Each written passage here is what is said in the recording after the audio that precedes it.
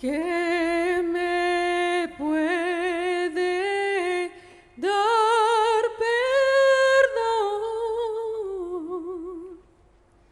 Solo de Jesús la sangre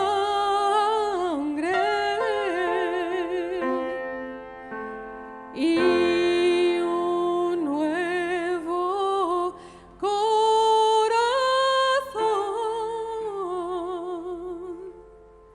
Solo de Jesús la sangre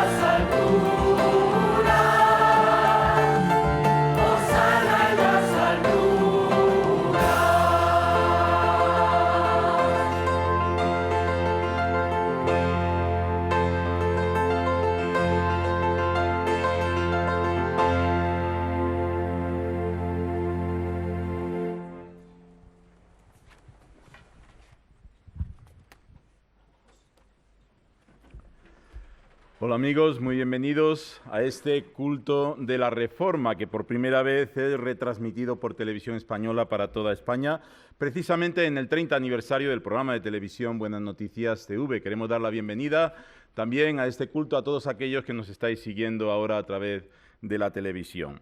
Estamos seguros que vamos a pasar un buen tiempo recordando, reafirmando, reviviendo el poder de Dios manifestado en aquellos días, en la época de la Reforma. El culto de la Reforma es la celebración que las iglesias evangélicas realizan para conmemorar los valores de la Reforma que realmente transformaron Europa. Y elegimos el 31 de octubre recordando aquel día en el que Martín Lutero, en el año 1517, el 31 de octubre, colocó sus 95 tesis en la puerta de la iglesia de Wittenberg. Y realmente esa fecha es solamente la punta de un iceberg, de un movimiento espiritual que recorrió toda Europa y también España. La Reforma sigue viva y queremos precisamente celebrar que el Dios de la Reforma sigue vivo y que hoy podemos también experimentar su presencia y su poder. Por eso queremos también que este culto, este tiempo sea puesto en las manos de Dios y el pastor de esta primera iglesia bautista de Madrid nos va a guiar en oración pidiendo la bendición de Dios para este culto. Oremos, hermanos, nos ponemos en pie.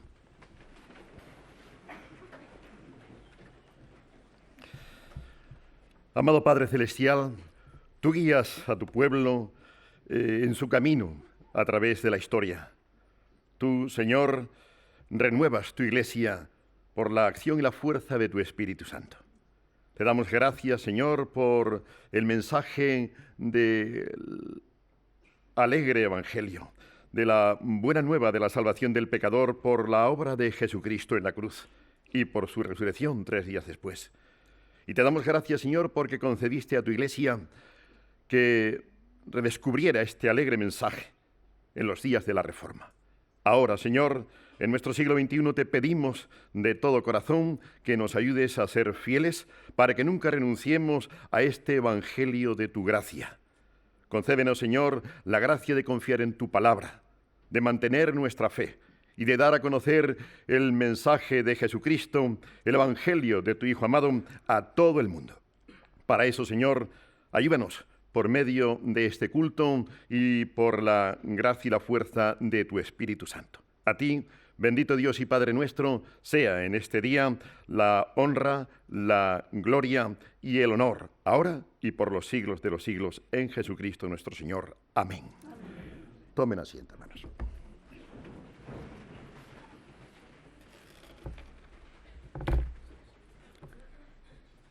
El apóstol Pablo, en la carta que escribe a los Efesios, dice así en el capítulo 2 y versículo 1: Él os dio vida a vosotros, cuando estabais muertos en vuestros delitos y pecados, en los cuales anduvisteis en otro tiempo, siguiendo la corriente de este mundo, conforme al príncipe de la potestad del aire, el espíritu que ahora opera en los hijos de desobediencia, entre los cuales también todos nosotros vivimos en otro tiempo en los deseos de nuestra carne, haciendo la voluntad de la carne y de los pensamientos, y éramos por naturaleza hijos de ira, lo mismo que los demás. Pero Dios, que es rico en misericordia, por su gran amor con que nos amó, aun estando nosotros muertos en pecados, nos dio vida juntamente con Cristo. Por gracia sois salvos. Y juntamente con Él nos resucitó, y asimismo nos hizo sentar en los lugares celestiales con Cristo Jesús, para mostrar en los siglos venideros las abundantes riquezas de su gracia, en su bondad para con nosotros en Cristo Jesús.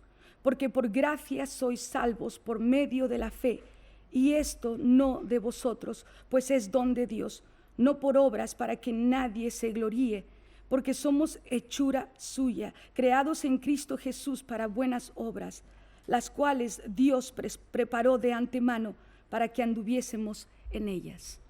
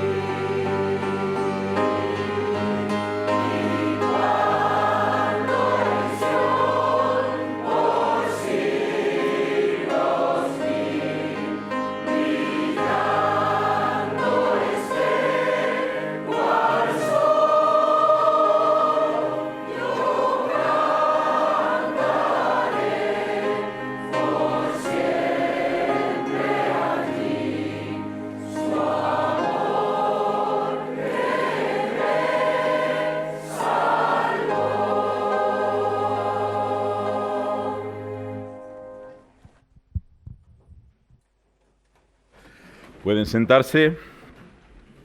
Seguro que cuando hablamos de la Reforma protestante vienen a nuestra mente ideas muy diversas, porque la Reforma fue un movimiento con muchas caras, con muchos personajes, con muchas ideas, que a lo largo de la historia, en algunos países como el nuestro, pues se ha ocultado y hasta se ha tergiversado. De modo que es importante que hagamos una breve introducción histórica de lo que fue aquel movimiento. Y el pastor y teólogo don José de Segovia nos ayudará ahora a entender lo que significó la Reforma. Gracias.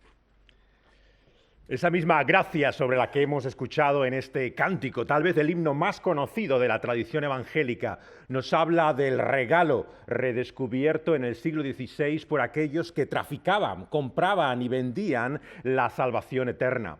No fue casualidad, por lo tanto, que fuera un 31 de octubre, lo que ahora se conoce como Halloween, la víspera de Todos los Santos, en las cuales tantos son conscientes de la muerte de seres queridos y de nuestra propia cita ineludible con ese día, cuando Martín Lutero, aquel monje agustino, profesor de la Universidad de Wittenberg, publicó 95 tesis en las que mostraba la liberación de la gracia divina. Esto fue simplemente la chispa de la llama que encendió aquel movimiento que se había preparado durante siglos anteriores. Desde Wycliffe en Inglaterra, Hus en todo el territorio de Bohemia o en Italia, Savonarola, se había preparado este terreno hasta nuestro propio país. Juan de Valdés y otros muchos de los estudiosos de la Escritura en torno a Alcalá de Henares, que habían publicado por primera vez la Biblia en los idiomas originales, redescubrieron ese mensaje de gracia y de confianza por la fe en Cristo Jesús. Y esto fue lo que llevó a que tantos lugares de nuestro viejo continente abrazaran este movimiento espiritual que conocemos como la Reforma. La triste realidad en este país es que la Inquisición acabó con todo ese despertar. Todos aquellos hombres, empezando por el cardenal primado de España, el arzobispo Carranza, 8 de los obispos que le acompañaron a Trento, fueron acusados de la herejía del luteranismo. En este país, por lo tanto, estaban los mismos elementos que habían producido la Reforma en cualquiera de las otras naciones de Europa. Pero es por el misterio de la providencia divina que fue su sufrimiento el que dio testimonio de esta verdad. Y todavía hoy, pasando los siglos, podemos redescubrir en la Escritura lo que significa la liberación de lo que Cristo ha hecho por nosotros. El mensaje de la Reforma se describe en términos de sola Escritura, porque es un desafío a descubrir por nosotros mismos lo que la Biblia dice acerca de cuál es la verdad, de nuestra propia vida y, en definitiva, de quién es Él, de esa gloria de Dios que se revela tal y como nos presenta con sus propias palabras en la Escritura. Pero aún más nos presenta ese Dios lleno de gracia, ese amor que nos recibe tal y como somos a cada uno de nosotros. Y es esa experiencia, ese descubrimiento de la gracia de Dios el que nos da la verdadera libertad. Y ese viene por la fe que es la confianza en Cristo Jesús. Y de ella es de la que hablaron todos aquellos reformadores, Lutero, Calvino, Zwinglio, la lista sería interminable, de confiar en los méritos de Cristo. Y lo que ellos encontraron de nuevo en esa Biblia que había permanecido durante tanto tiempo silenciada y oculta en la historia de la Iglesia, es la realidad de que no es la fuerza de nuestra fe la que nos da la salvación. Es el objeto de ella, Cristo Jesús. Es Cristo Jesús crucificado, levantado de los muertos, el que ha hecho todo lo que se puede hacer. Por lo tanto, cualquier cosa que añadamos a Cristo Jesús, restamos de Él y no añadimos. Es esa confianza singular, insólita, asombrosa en lo que Dios ha hecho por Cristo Jesús, el mensaje que proclamaron una y otra vez aquellos reformadores. Y es esa misma fe también la que explica para nosotros este movimiento del siglo XVI, la confianza en lo que Cristo ha hecho. Y nos llega también a nosotros como ese desafío para examinar, para estudiar libremente lo que las Escrituras tienen que decirnos. La confianza de ellos es que allí donde está la palabra de Dios está la libertad. Y por eso no podía apresarse ni en las celdas ni en los calabozos de la Inquisición, ni siquiera acabar y agotarse en las llamas de las hogueras de los autos de fe. Porque la libertad que habían encontrado por medio de Cristo Jesús era eterna. Fue precisamente en ese día en el cual tantos somos conscientes de esa cita ineludible, de que igual que estamos aquí, un día vamos a dejar este mundo, que se dieron cuenta que hay mucho más allá que la vida que ahora conocemos. Porque Dios no da otra vida por medio de Cristo Jesús que no sea eterna. Y una y otra vez tenemos que darnos cuenta que lo que ese mensaje de la Reforma del siglo XVI nos trae a nosotros hoy es la realidad de que la verdad está en una persona, no en unas ideas, no en nuestro propio concepto ni siquiera experiencia, sino en el maravilloso nombre y realidad de lo que Cristo Jesús ha hecho. Es un movimiento que proclamaba no solamente la sola Escritura, la sola gracia y la sola fe, sino solo a Cristo. Es Él y ese carácter totalmente cristocéntrico lo que una y otra vez une a tantas personas en tantos movimientos, en tantos lugares a partir de entonces. El carácter único y singular que el propio Cristo había profetizado, porque dijo que cuando sería levantado, como un imán, atraería a todos. El mundo no quiere saber nada de la Iglesia hoy. Vivimos una secularización tremenda, pero Cristo sigue siendo popular. Él es la atracción y ese es precisamente el empeño de los reformadores, mostrar que no podemos confundir a Cristo con su Iglesia. Somos pésimos representantes suyos, pero Él se basta por defenderse a sí mismo. Esa atracción, esa gloria, esa maravilla que hay en Cristo Jesús es la que fascina, seduce, cautiva el corazón de aquellos hombres hasta el punto de dar su vida y de tantos que sacrifican, entregan, rinden todas sus ambiciones, deseos, ilusiones y sueños por amor a aquel que es exaltado sobre todo nombre, Cristo Jesús. Y por eso finalmente la Reforma solamente se manifiesta en esa gloriosa declaración: a Él sea solamente la gloria, a Dios. Porque es esa gloria divina finalmente la que hace que nuestro nombre fenezca, pero solamente uno sea proclamado, anunciado, confesado, declarado por los siglos de los siglos, que nosotros y nuestra causa desaparezca, pero la de Cristo y su reino será para siempre. Y ese reino será el que unirá a hombres y mujeres de toda tribu, de toda lengua, de todo pueblo y de toda nación, que proclamarán: grande es el Cordero de Dios. Él es digno de toda confianza y por lo tanto nos llama a descansar, a considerar que en Él y por lo tanto su palabra hay una verdad segura en la que sustentar nuestras vidas, esa roca eterna y fundamento. Esa es la buena noticia que proclamaron los reformadores, y ese es también el mensaje que nos ha de llevar una y otra vez, no a prestar la atención a nosotros ni a ninguna iglesia, sino a Cristo Jesús. Él es el único que queremos llamar la atención de todos los telespectadores como de cada uno de nosotros en nuestra vida y en cada momento. A Cristo y a su gloria es a quien merece toda la atención.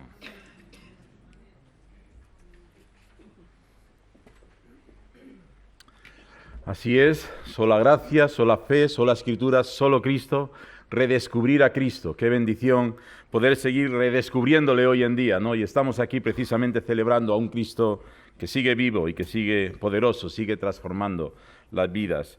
Y hay un himno que marca de una forma muy especial la Reforma protestante, se llama Castillo Fuerte, fue escrito por Martín Lutero en el año 1529 y todavía hoy lo seguimos cantando. Es un emblema.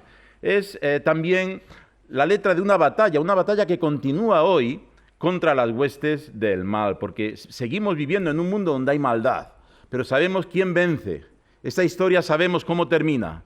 Vence Cristo, como nos acaba de recordar José de Segovia. Así que vamos a levantarnos y vamos a cantarlo y recordar esta victoria que tenemos en Jesús.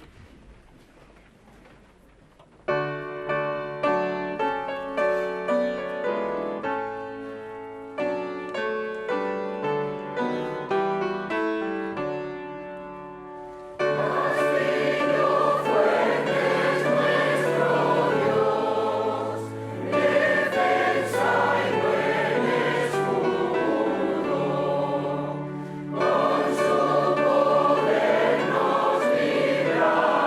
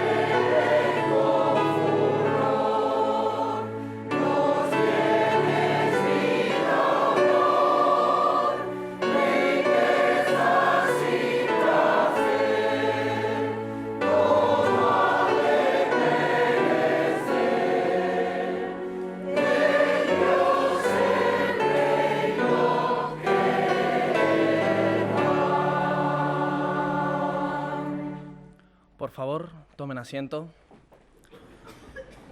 En la Biblia, en el Nuevo Testamento, el libro de Hebreos dice así: porque la palabra de Dios es viva y eficaz, y más cortante que toda espada de dos filos, y penetra hasta partir el alma y el espíritu, las coyunturas y los tuétanos, y discierne los pensamientos y las intenciones del corazón. Y no hay cosa creada que no sea manifiesta en su presencia. Antes bien, todas las cosas están desnudas y abiertas a los ojos de aquel a quien tenemos que dar cuenta. El apóstol Pablo también escribió sobre el poder de las Escrituras. En su carta a Timoteo le escribe lo siguiente: toda la Escritura es inspirada por Dios y útil para enseñar, para redarguir, para corregir, para instruir en justicia, a fin de que el hombre de Dios sea perfecto, enteramente preparado para toda buena obra.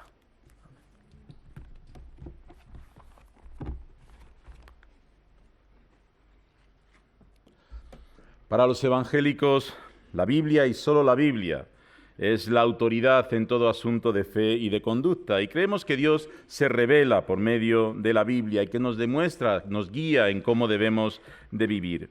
Pero también es la palabra que nos alienta cuando estamos en tiempos de debilidad, que nos fortalece cuando estamos en momentos de angustia, porque Dios sigue hablando hoy por medio de su palabra a todo aquel que tiene un corazón sensible y dispuesto para escucharle. El doctor y conferenciante Pablo Martínez tendrá ahora la predicación donde nos va a hablar acerca de las enseñanzas de la palabra de Dios en torno a la Reforma.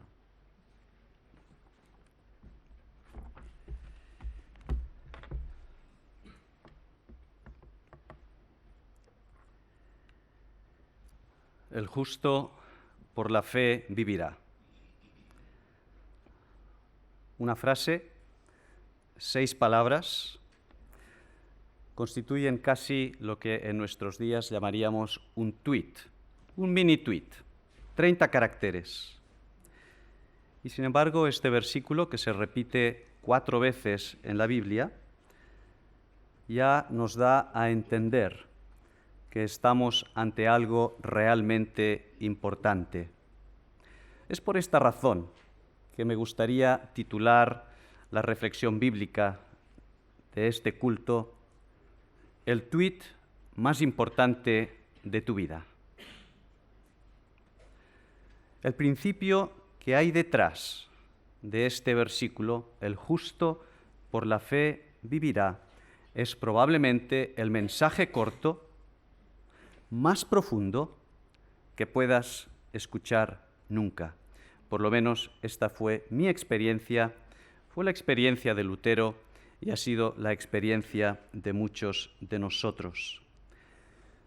Este versículo, esta frase, este mini tuit, es el resumen por excelencia de la Reforma y una síntesis formidable del Evangelio. Un poco de historia, del significado histórico de este versículo. Durante la preparación de un sermón sobre la epístola de San Pablo a los Romanos, Lutero tuvo una experiencia el año 1519 llamada la experiencia de la Torre. Y cito textualmente lo que él dice: al fin, por la misericordia de Dios, meditando día y noche en este versículo, que acabamos de decir, el justo por la fe vivirá, sentí que nací completamente de nuevo y que había entrado al paraíso mismo atravesando sus puertas abiertas. En este momento se abrió delante de mí un nuevo rostro de las Escrituras, dijo Lutero. Por tanto, con este versículo estamos a la vez ante el motor espiritual, teológico de la Reforma protestante e, insisto, un formidable resumen de lo que es el Evangelio. Para entenderlo, vamos a compararlo a un árbol.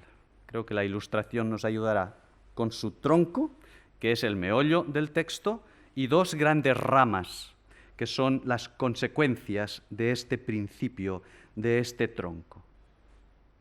Dedicaremos la mayor parte del tiempo a hablar del tronco, la fe, por la fe. Y más someramente analizaremos estas dos consecuencias vitales, nunca mejor dicho. Así, por tanto, en primer lugar, por la fe, es el tronco del árbol. ¿Qué es la fe? La fe cristiana no es un asunto de creer en algo, sino de creer en alguien. La pregunta clave que nos hacemos no es ¿qué creemos? ¿Qué creen los protestantes, los evangélicos? Sino ¿en quién creemos? San Pablo decía con gran fuerza, yo sé a quién he creído. El objeto, el destinatario de la fe cristiana es un ser vivo, el Dios personal, revelado en la palabra y encarnado en Jesucristo, como veremos después. No es una fuerza abstracta o impersonal. En una palabra, creer es mucho más que una creencia, que tener una creencia.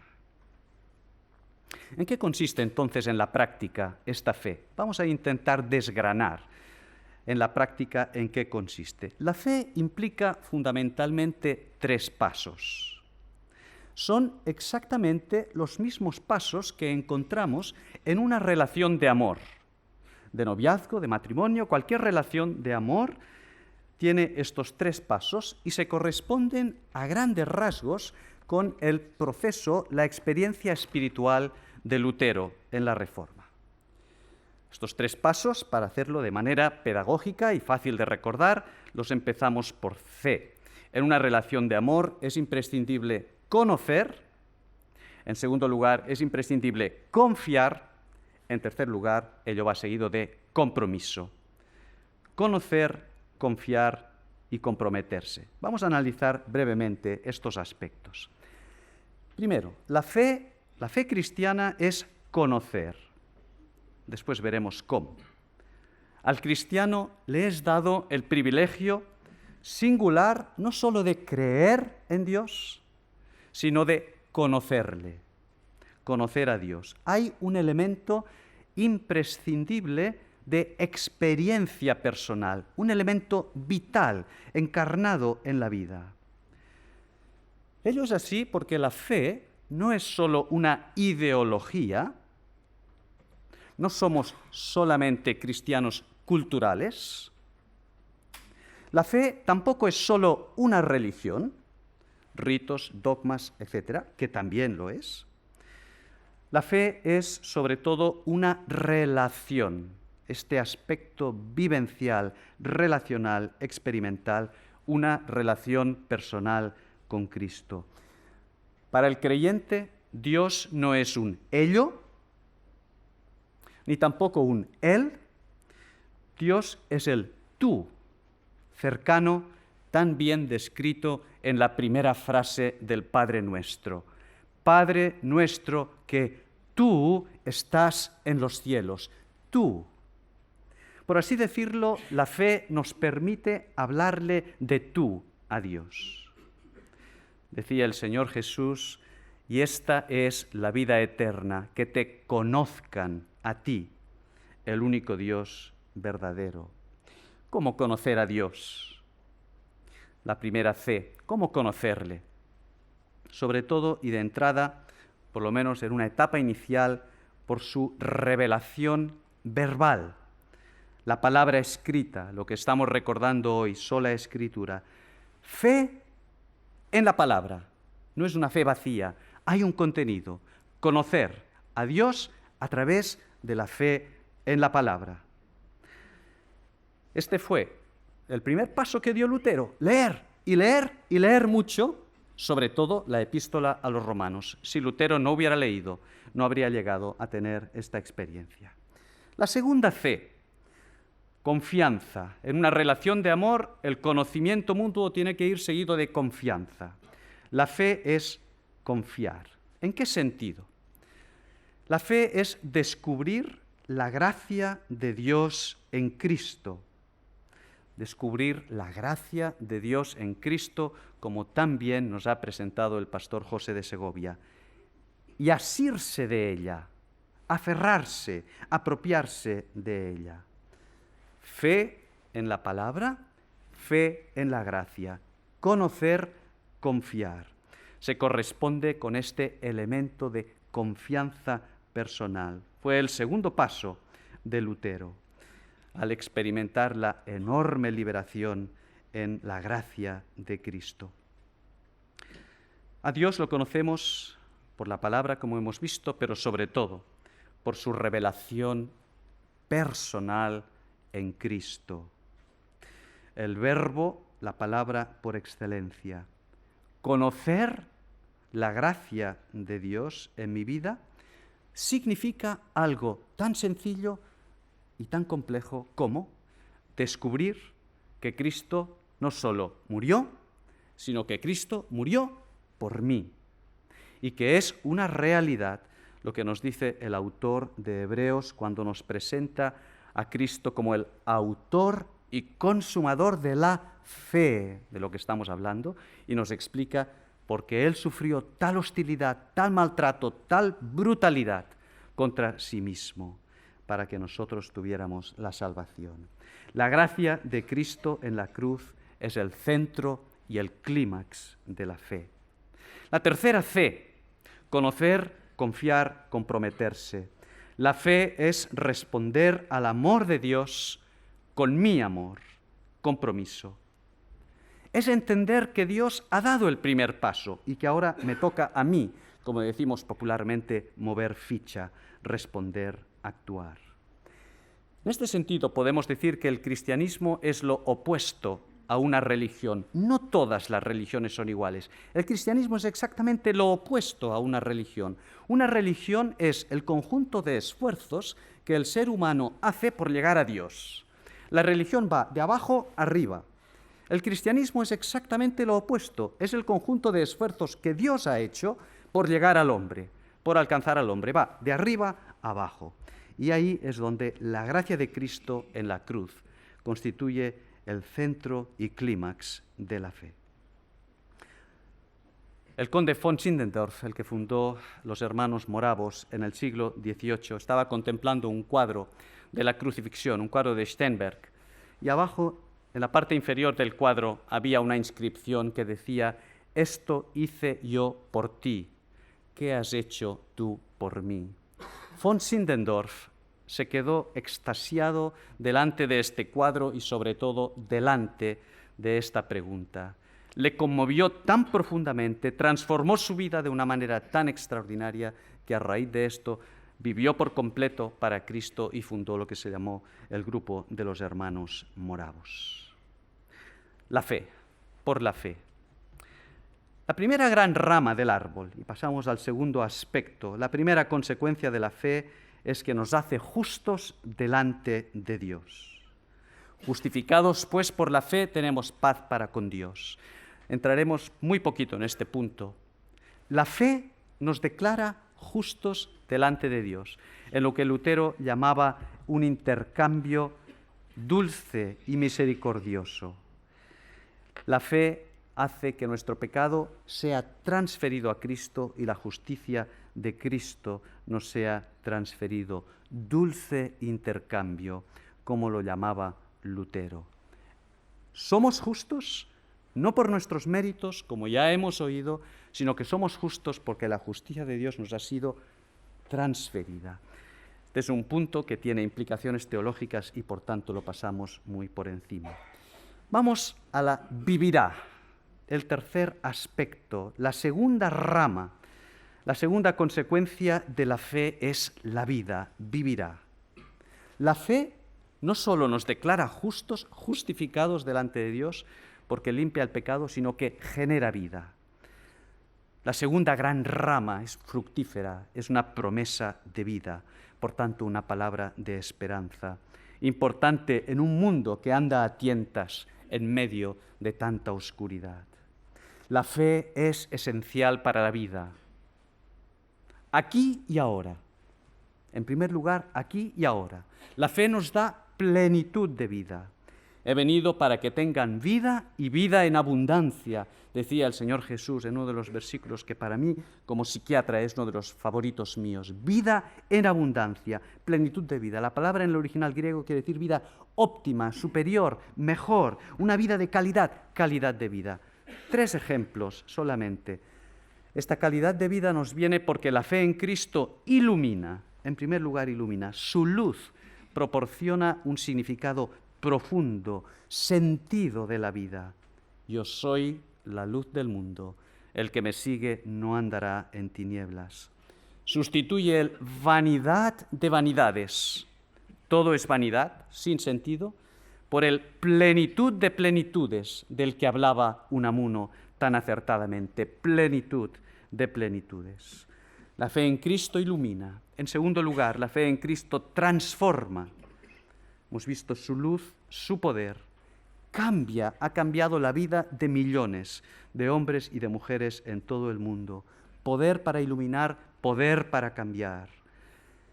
Decía Bono, el cantante de U2, de U2, no creo que un personaje ordinario, mucho menos un loco, haya sido capaz de transformar de manera tan extraordinaria la vida de tantísimos millones de personas. Interesante esta declaración de Bono. La fe en Cristo, en fin, restaura. Lo hemos visto. La fe en Cristo restaura por su gracia, da fuerzas a los más débiles, a los pobres en su sentido más amplio. Cristo no quebrará la caña cascada ni apagará el pábilo que humea. Estamos terminando. La fe en Cristo vivifica personas, pero también transforma la sociedad. El mejor ejemplo es el que hoy estamos celebrando, la Reforma Protestante. Sobre todo a través de la difusión de la Biblia, esta espada afilada que destruyó oscurantismos medievales, tuvo una gran repercusión en la sociedad de su tiempo y también en los siglos posteriores, asignatura pendiente en la historia de España, la palabra de Dios transformando, llegando a la cultura, cambiando vidas. Músicos como Bach, Mendelssohn, Händel, pintores como Durero, Rembrandt, y podríamos seguir con una larga lista de científicos, filósofos y políticos que experimentaron la plenitud de vida que da la fe y con su influencia transformaron la sociedad. Vida aquí, plenitud de vida, pero también vida en el más allá, vida después de la muerte. Dice Jesús, el que oye mi palabra y cree al que me envió, tiene vida eterna y no vendrá a condenación. Mi destino eterno, el mío y el de todos nosotros, depende de este tuit. La fe es esencial para la vida. El justo por la fe vivirá. La vida aquí, vida abundante, pero sobre todo la vida en el más allá. Por esto titulaba este mensaje el tuit más importante de tu vida. Préstale atención, medita en él. Concluyo con unas palabras de Jesús mismo, donde con una cálida metáfora, un versículo que ha transformado miles de vidas, nos invita a esta relación de amor de la triple C. Conóceme, pon tu confianza en mí, comprométete. Si alguno oye mi voz y abre la puerta, entraré a él y cenaré con él y él conmigo. Cristo no fuerza puertas, aunque él tendría la llave. Eres tú el que ha de abrir la puerta e iniciar una relación de amor que es lo que nosotros entendemos es la fe. El tuit más importante de mi vida: el justo por la fe vivirá. Que el Señor nos ayude a que sea una realidad en nuestra vida. Amén.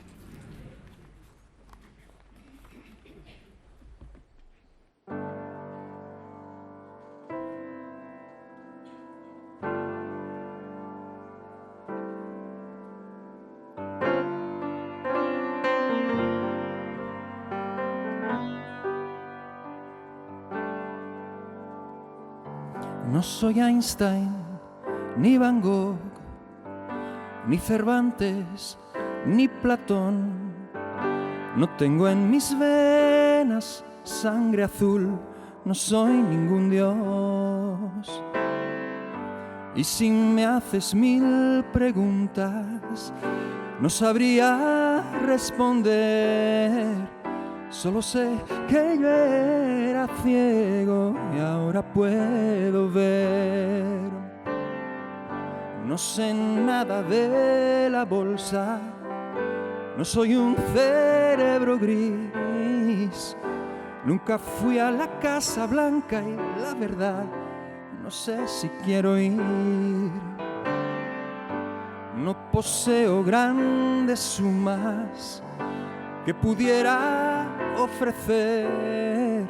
Solo sé que yo era ciego y ahora puedo ver. Y una cosa es respirar y otra es ver la luz. Y hoy te miro y ahora sé que no hay nadie como tú. Yo sin nada que ofrecer, tú me viste a mí. Sin dinero, sin sombrero y me hiciste feliz. Y tu amor es un dilema que jamás descifraré. Solo sé que yo era ciego y ahora puedo ver. Mi vida ha cambiado y es que ya no soy el mismo de ayer. Y quien no lo vive no lo puede entender. No hay un solo día que no te agradezca esta libertad. Diga lo que digan los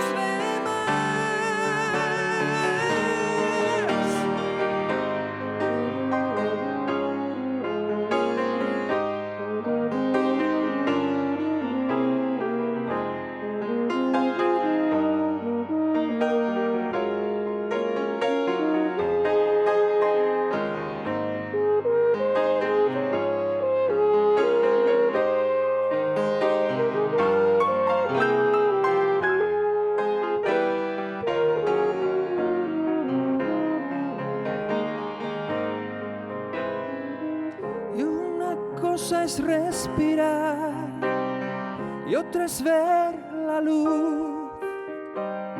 Y hoy te miro y ahora sé que no hay nadie como tú. Yo sin nada que ofrecer, tú me viste a mí. Sin dinero, sin sombrero y me hiciste feliz. No conozco a Leo Messi, ni a Nadal, ni a Federer. Solo sé que yo era ciego y ahora puedo ver.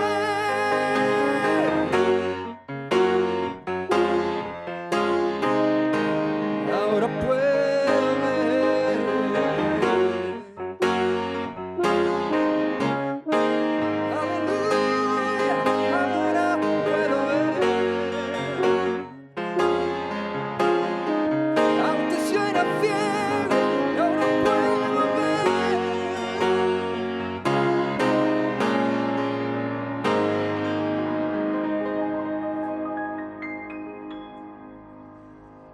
Gracias, Marcos. Vamos a orar.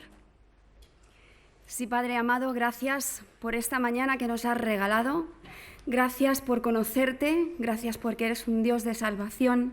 Gracias porque en algún momento en mi vida yo era ciega y tú me has hecho ver. Gracias por estar aquí en esta mañana y gracias por darnos una vida eterna, una vida de satisfacciones, Señor, y una vida maravillosa. Gracias, Señor, por tu palabra en esta mañana también. Gracias por la música y gracias por estar aquí, Padre. Gracias también por este momento que nos has regalado a todos y te pedimos que también nos lleves con bien a cada uno a nuestros hogares, Señor. En el nombre de Jesús te damos las gracias. Amén.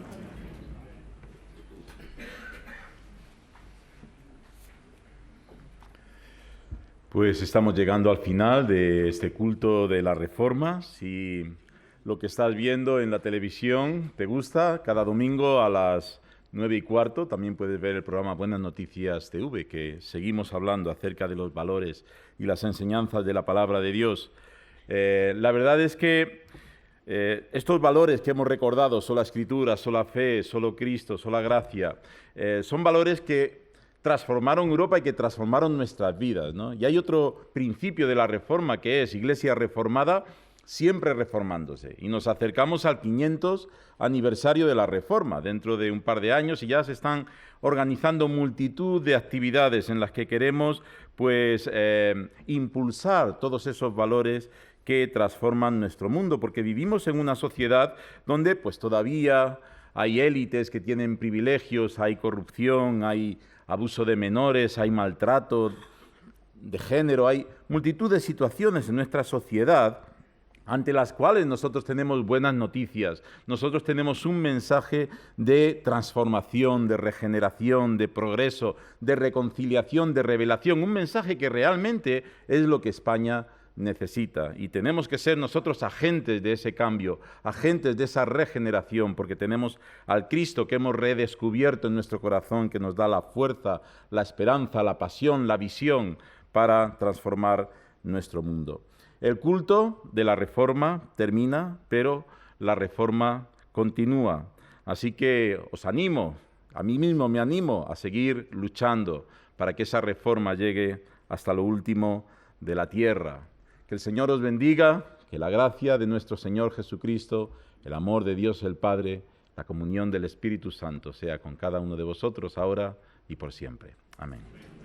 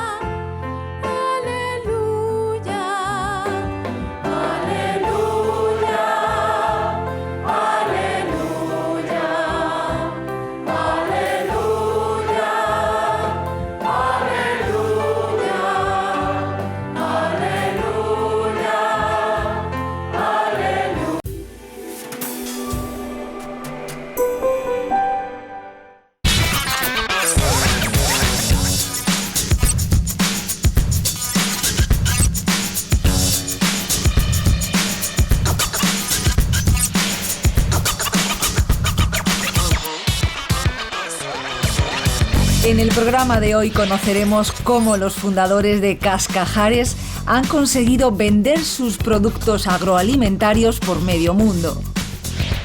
Nuestros expertos estudiarán dos nuevas propuestas emprendedoras.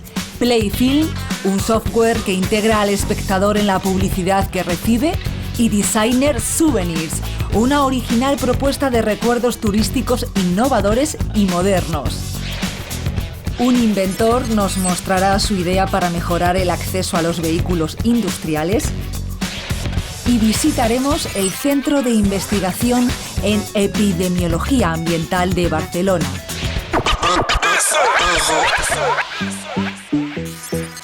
Levantar una empresa desde un pequeño pueblo de Palencia que da trabajo a 100 personas y factura 10 millones de euros no ha sido tarea fácil. Alfonso Jiménez nos cuenta cómo Cascajares, la aventura de dos jóvenes emprendedores, se ha convertido en una marca reconocida con vocación internacional.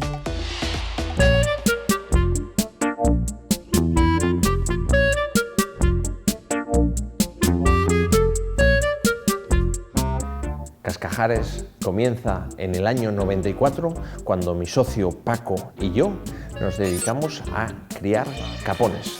Pusimos 160.000 pesetas para criar 100 capones, los vendimos con éxito, pero llegó un momento en que nos emocionamos y criamos 1000 capones. Ese salto de 100 a 1000 pues hizo que cuando los tuvimos que vender, tan solo pudimos vender 300, pero ya la muerte a nivel empresarial estaba ya firmada. Teníamos 700 capones que se habían comido las 160.000 pesetas y ya no teníamos dinero para comprar más maíz. Se nos ocurrió la gran idea de hacer el capón confitado en lata. Metimos el capón dentro de una lata y le sacamos al mercado. En tan solo 15 días, entre Paco y yo, conseguimos vender la producción